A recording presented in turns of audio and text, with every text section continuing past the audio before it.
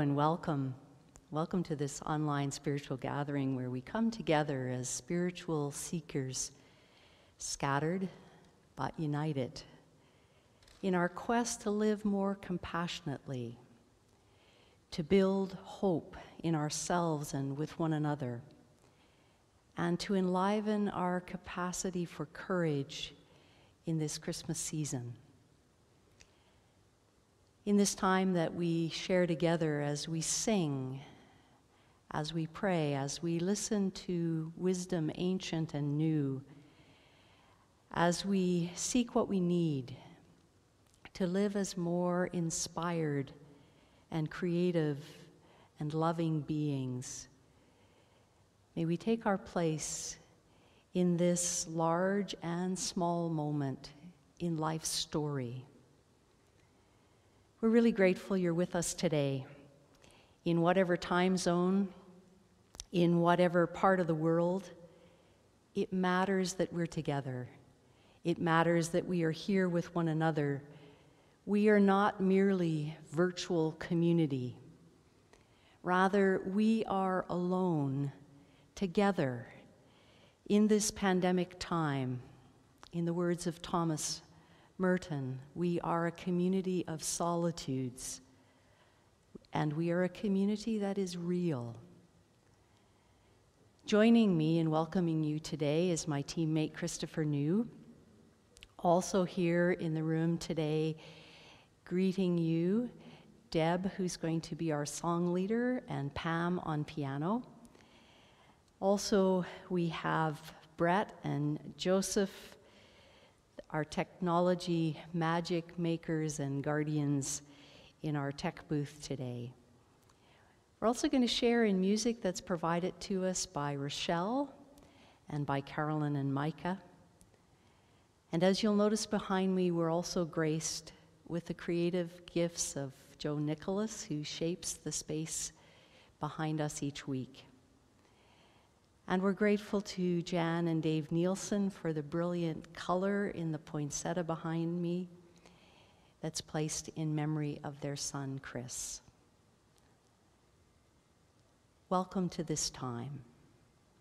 It's a time to pause and locate ourselves in time as the season of winter begins tomorrow, as we find ourselves on the cusp of solstice, on the edge of Christmas. It's a season to turn inward for reflection. It's also a season for creativity and courage as we celebrate Christmas in new and different ways this year. Let's also take a moment to consider where we are in place, to honor the legacy of the land on which we find ourselves, to acknowledge its story, its first peoples. Some of us are on treaty land, others on unceded territory. And those of us who find ourselves as part of the SSUC community in Edmonton or Saskatoon acknowledge the ancient lands of Cree and Métis peoples, a land that has received generations of migrants, all of us, partners in Treaty 6. And as we give our consideration to this place, we honor the wisdom, the traditions, the spirituality, the culture, the languages, the indigenous knowledge to which we are indebted. With good heart and deep intention, let's take our time, this time, with one another, in both time and space.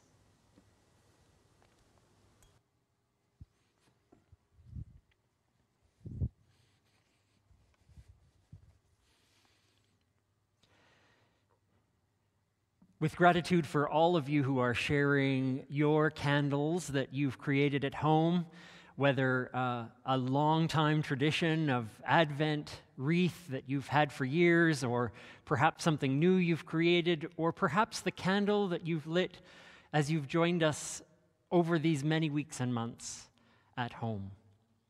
We thank June Blau for this picture that she sent of her Advent candles that she's been lighting. We take this time to light our candles here in this space and invite you to join us with your candle or candles that you've been lighting. We remember this journey that we've been taking through the month of December, through this season of Advent, this journey of care. There's no better time to be talking about care than now, when we are distancing ourselves, when we are at home, out of our care for one another, out of our care for each other's safety, our care for each other's well-being and health. And so as we talk about many different aspects of care, we light the candles that we've lit over the last few weeks, starting with that first candle of care, the C, that we talked about, the candle of connection. And so we light that first candle, remembering our connection to each other, to all beings, to the planet, and to all that is. We also light the second candle, remembering the A of care, that candle of affirmation, affirming who each of us are, just as we are, affirming the light in each of us. R came next in our journey of caring, and we remember the candle of resilience. Resilience, something we all need, something that we all find in our own ways, strengthened by our journey. And today, on this fourth Sunday in Advent, we light the candle for the letter E of care. We light the candle of encouragement, knowing that we speak words, live lives, and take actions that encourage each other to make this world, to make our lives a place of possibility, a place of hope and love.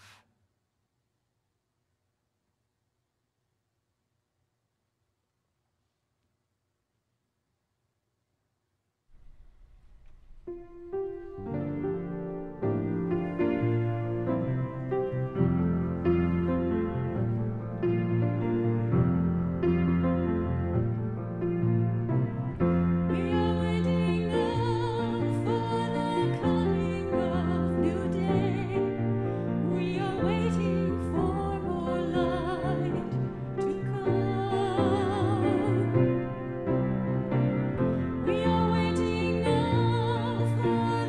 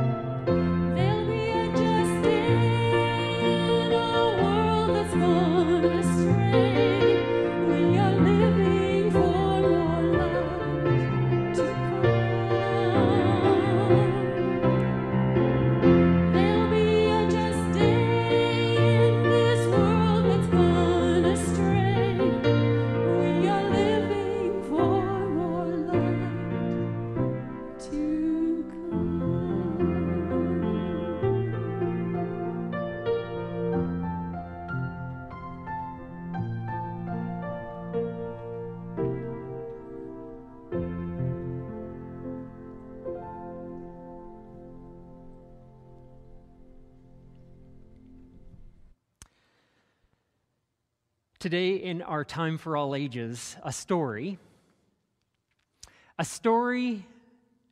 about a silly giraffe, but also a story about a good friend. As you hear this story, I want you to await the arrival of the small little bug, the cricket who acts as a friend to the giraffe. And I want you to think and ponder how this friend makes a difference in the life of the giraffe. That through a little bit of encouragement, through a little bit of kindness, can make a difference to someone's life, to someone's fun, to someone's hope, that they are just who they need to be. Giraffes Can't Dance by Gilles André and Guy Parker Rees.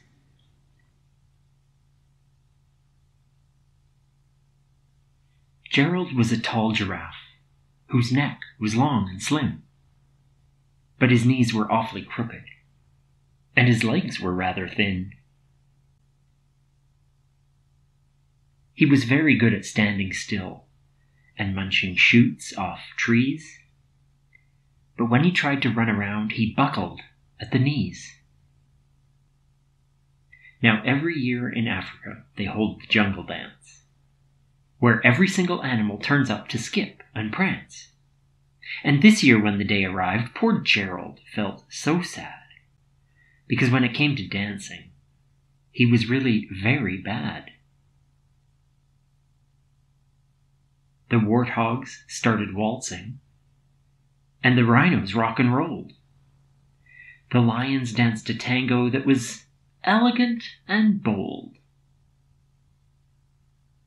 The chimps all did a cha-cha with a very Latin feel, and 8 baboons then teamed up for a splendid Scottish reel. Gerald swallowed bravely as he walked toward the floor. But the lions saw him coming, and they soon began to roar. "Hey, look at clumsy Gerald!" the animals all sneered. "Giraffes can't dance, you silly fool! Oh, Gerald, you're so weird!" Gerald simply froze up. He was rooted to the spot. "They're right," he thought. "I'm useless. Oh, I feel like such a clod." So he crept off from the dance floor and he started walking home. He'd never felt so sad before, so sad and so alone.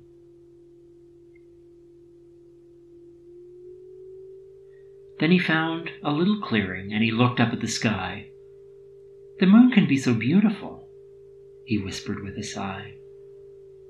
"Excuse me," coughed a cricket, who'd seen Gerald earlier on, "but sometimes when you're different, you just need a different song."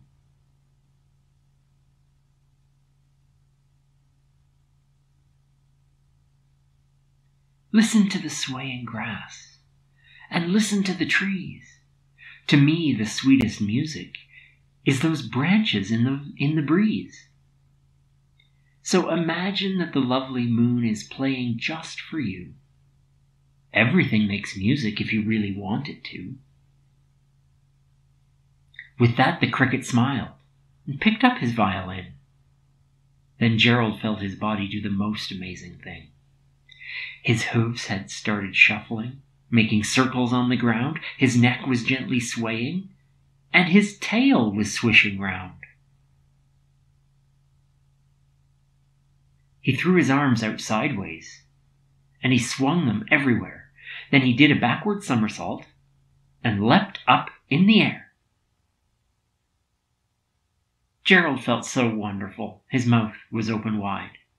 "I'm dancing! Yes, I'm dancing! I am dancing!" Gerald cried.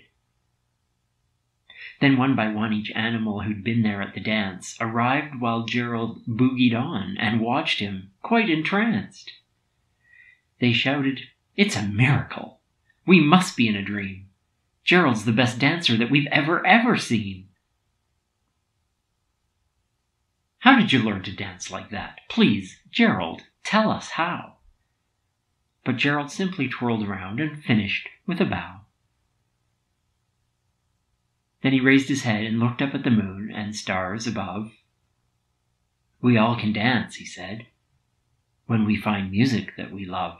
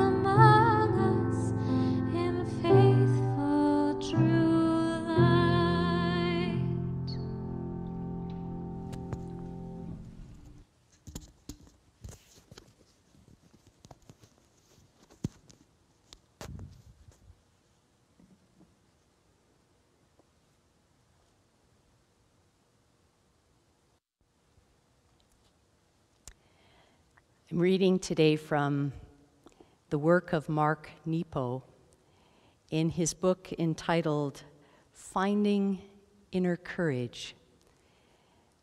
This is his piece entitled Between the Tiger and the Dragon. There's an old Sufi story that has a man leaving one life for another, and far enough into the desert that he has no sense of where he is or where he's going, he senses a wild tiger chasing him, and he has nowhere to go. Frantically, he runs and comes upon a well. As the tiger approaches, he has no choice but to jump into the dark well. As he falls, he can see the tiger growling above him.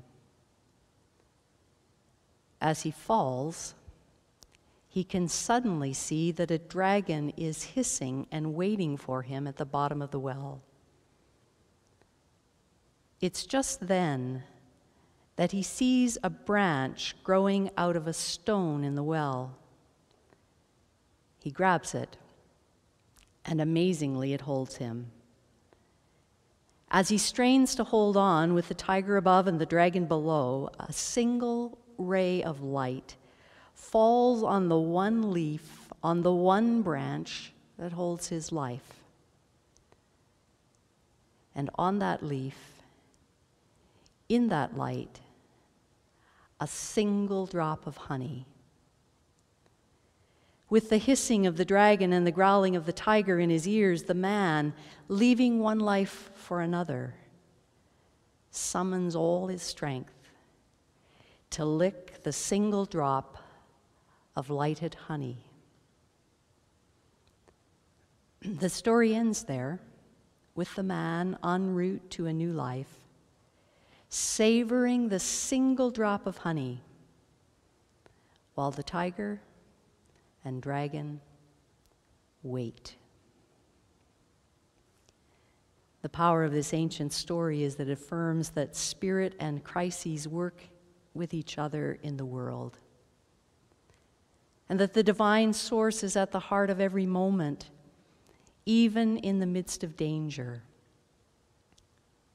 Mysteriously, the way that pressure makes the diamond hidden in a piece of coal visible, the press of the tiger and the dragon make the essence of each moment visible.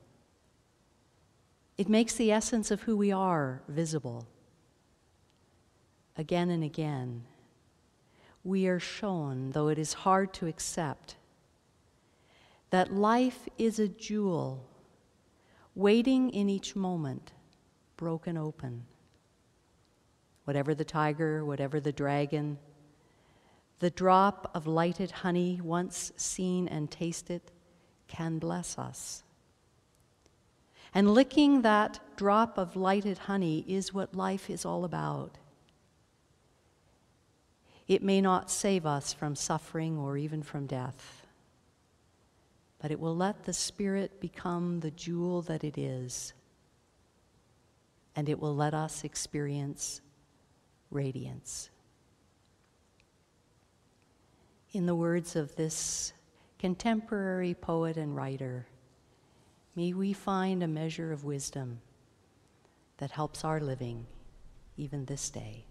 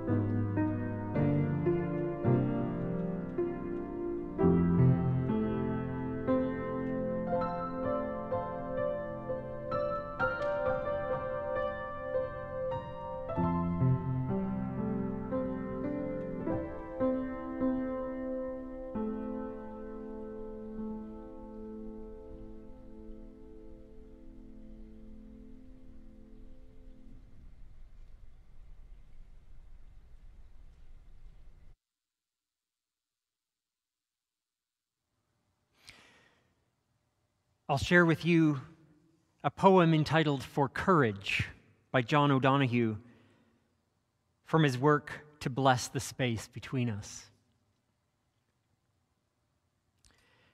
When the light around you lessens and your thoughts darken until your body feels fear turn stone cold inside, when you find yourself bereft of any belief in yourself, and all you unknowingly leaned on has fallen, when one voice commands your whole heart and it is raven dark, steady yourself and see that it is your own thinking that darkens your world. Search and you will find a diamond thought of light.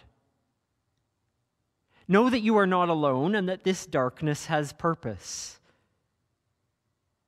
Gradually, it will school your eyes to find the one gift your life requires, hidden within this night corner. Invoke the learning of every suffering you have suffered. Close your eyes. Gather all the kindling about your heart to create one spark. That is all you need to nourish the flame that will cleanse the dark of its weight of festered fear. A new confidence will come alive to urge you toward higher ground, where your imagination will learn to engage difficulty as its most rewarding threshold. In the words of this poet, may we find wisdom for our living.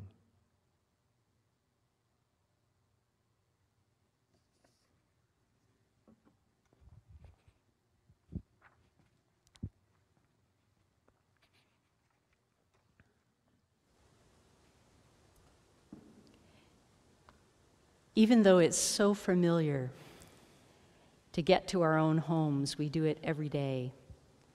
It isn't all that easy to tell someone else how to get there. You know, we break it down like take a left off the highway, come to a T intersection, take your first left, go to your second right, come down to the bottom of the hill, take your first left, follow the sign that says cul-de-sac, go past 5 houses, and just after the blue house, turn in.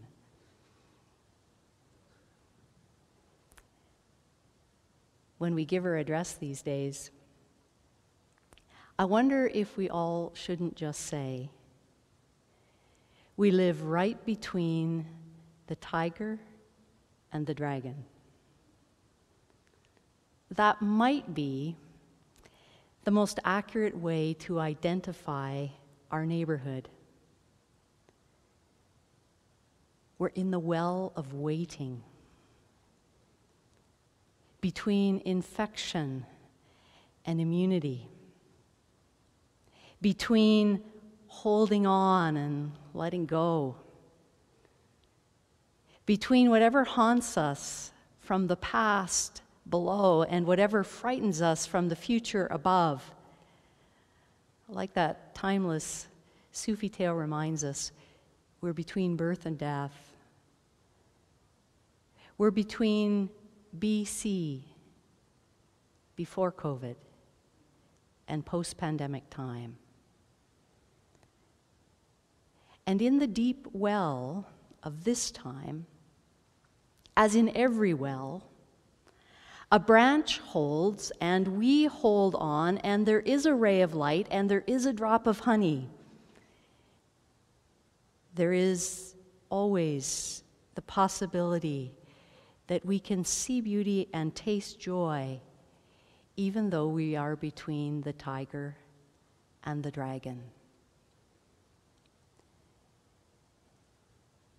In the world of one of the ancient stories that gives us this season, the character Joseph was living between a tiger and a dragon. We meet him in the threshold world of dreaming.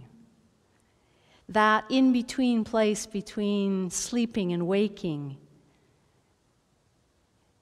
he's addressed in a dream. There are so many different ways the tiger chases us. There is the unbelievable, the diagnosis we fear, the phone call we never imagined, the deadly virus we didn't see coming, the knock on the door that puts dread in our bones. There is the unbelievable. And then there is the unspeakable. Tragedies of such magnitude we can't even begin to understand them. Losses so life-changing, scenes so horrific that we can never erase them from our memory. Cruelty and deceit that are beyond belief. There are the unbelievable, the unspeakable, but then there is the unthinkable. The betrayal by a beloved, the sabotage of a friend, the uprooting of trust. In the world of the ancient story, that was the source of Joseph's pain, the unthinkable. In this once upon a time tale that hasn't got a shred of tinsel in it, we meet a man that holds 3 lives in his hands, 3 lives in his heart. What was he to think? That she was seized by fanaticism? That her mystical imagination had run away with her? Was it every woman's dream of the ancient world to birth a Messiah, a hero, the one who would save his people from the enemy of the day? Would it be easier for him to believe that she was in the grip of madness, or that she had betrayed his trust by someone he would to have had to have known? The alternatives were equally unthinkable. He could take the high road and break the contract for their marriage quietly. But in the patriarchal world that shapes this story, if another didn't step up to meet his responsibilities, then what? He would know only too well what would become of this woman and her child. The streets were full of children begging and stealing to stay alive. Somewhere between sleep and sleeplessness came the coach of courage. From somewhere deep inside himself, he heard a voice of wisdom. Don't be afraid of what they will say. Don't be afraid of what you don't understand and what you can't explain. Don't be afraid to trust your instincts. Don't be afraid to be thought a fool. Don't be afraid to refuse to exercise your power, your privilege. Don't be afraid of not using your power or exercising your rights under the law. Don't be afraid of losing face. Don't be afraid that some will criticize you, some will pity you, and others will think you've been had. Don't be afraid that you don't have all the answers. Don't be afraid to give this child your name, your love, your protection. Don't be afraid to bring a child into this scary world. Be a midwife to courage. Lead with your heart. Let love cast out fear. Don't be afraid to taste the honey. We can give our best energies to the tiger, or to the dragon, or to savor the honey. We can focus on what keeps us from what we want, or we can taste what we have. But we can't do both.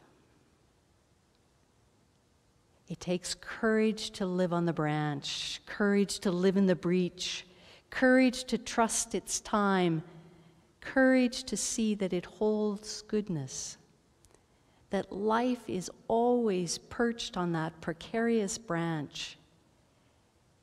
And yet what we need is in our reach.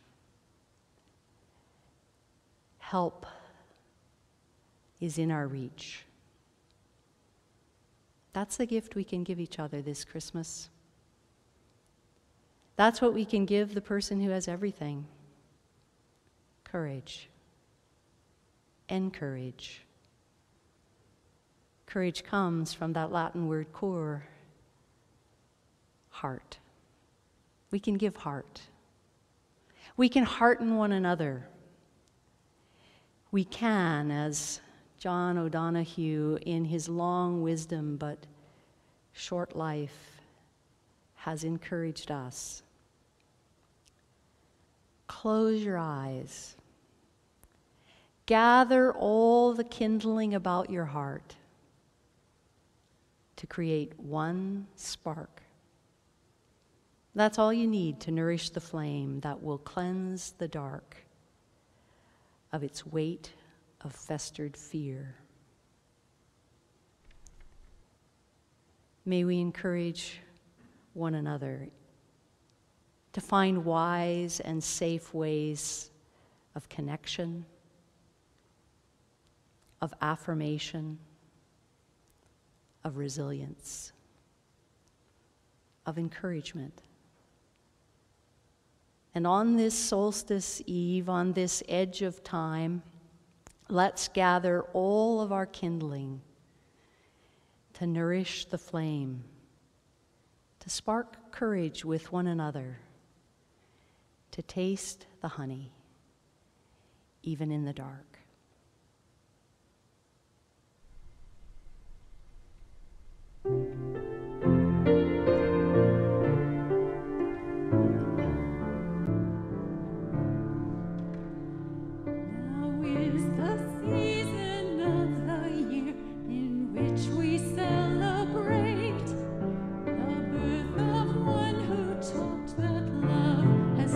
Beyond all hate, who through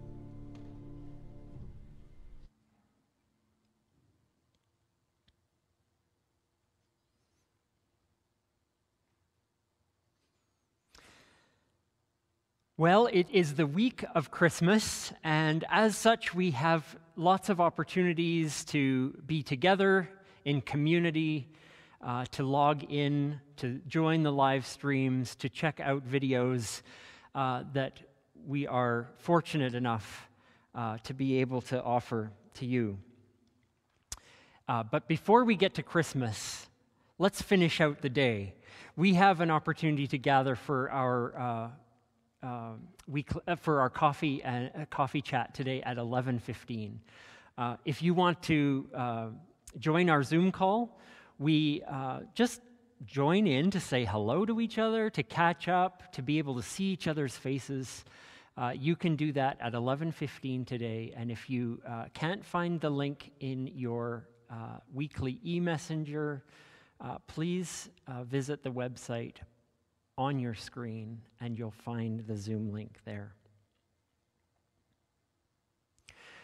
We have a really exciting project in the works and on the go and ready to share with you this week. A number of our families from SSUC have created short videos from home telling the Christmas story, and we're going to package those all together and share those with you. We can't join together for a family and children-oriented gathering on Christmas Eve, but this is going to be an exciting way for us to share the Christmas story with the community and do so in a way that involves our families, our children, and look for the link for that in an email this week. And Christmas Eve.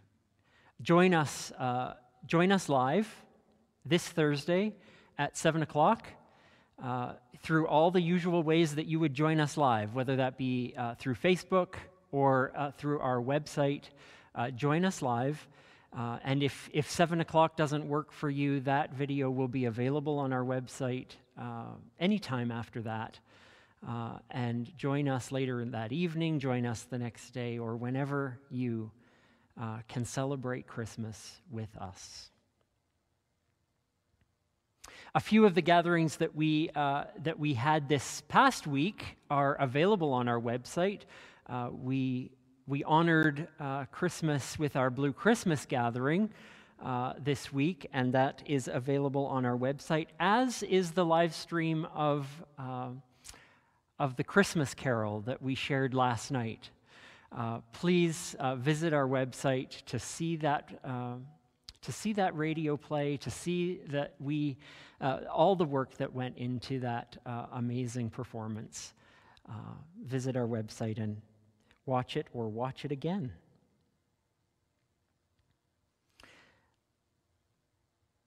Again, we thank you for all the ways that you've donated. And we list there a number of ways that you can continue to support the work of SSUC.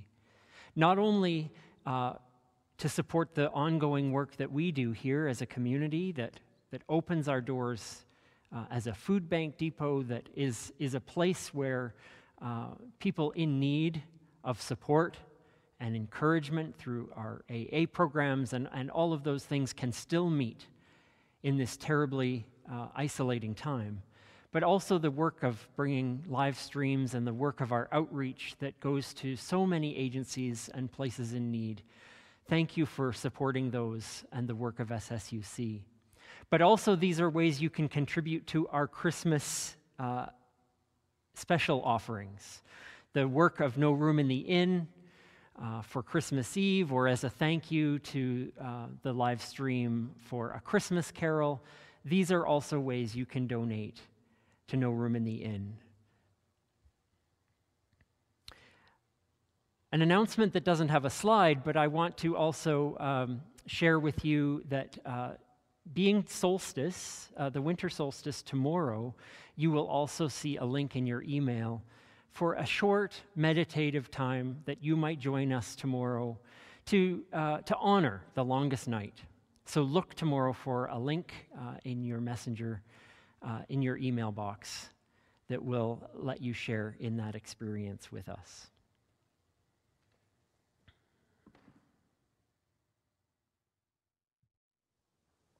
On this fourth Sunday of Advent, as we have explored a season for caring, we offer these prayers as our way of speaking our intention to live into connection, affirmation, resilience, and encouragement. We pray together in the words you find before you.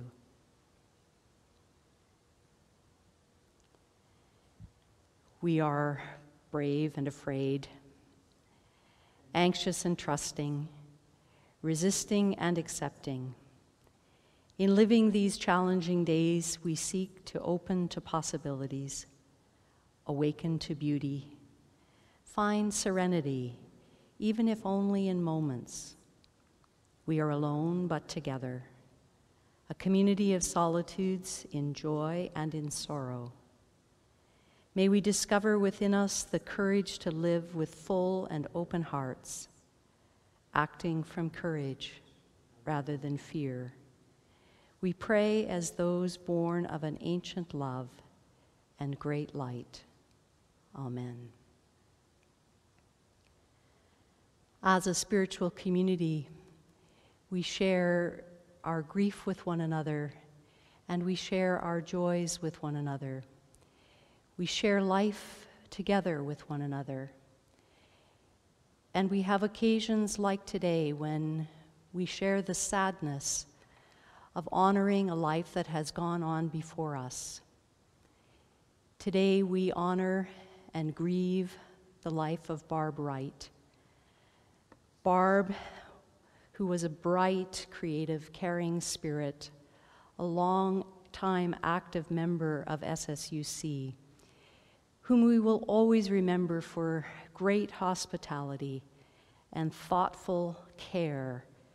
She contributed to the life of this community in so many ways, with congregational care, the hosting of Blue Christmas gatherings, the cooking and providing food to so many of us in times of difficulty and need.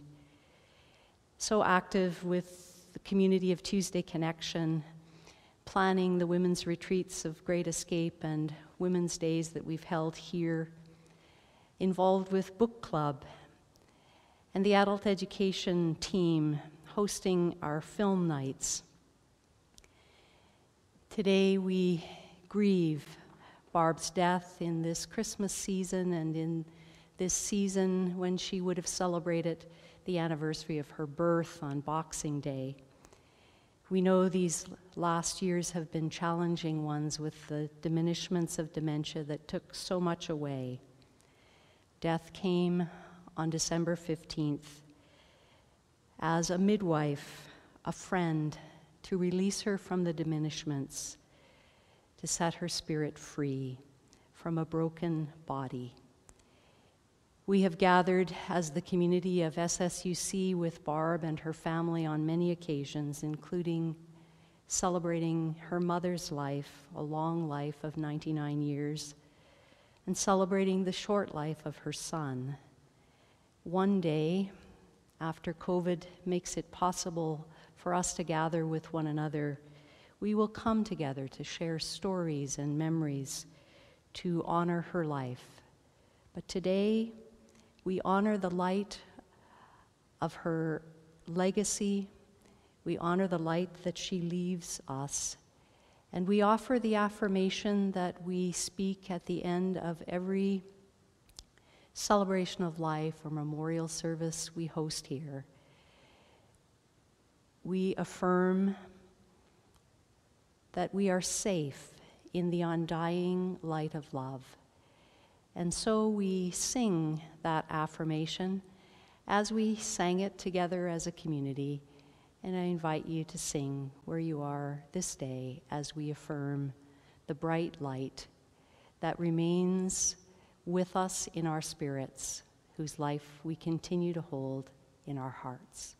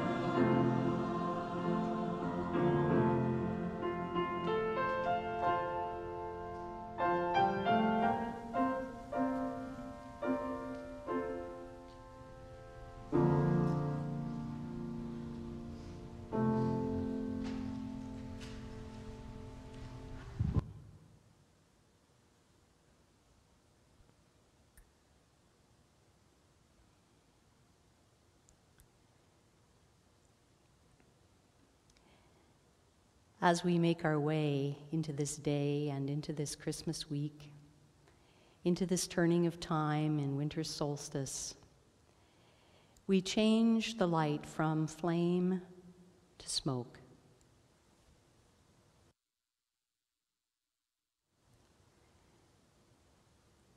We disperse our light in ways that offer connection to one another, in ways that affirm the truth and goodness of life, the highest and best of our humanity, what is possible for us, in ways that speak the resilience of our spirit, to live in the world of what is without losing sight of what can be,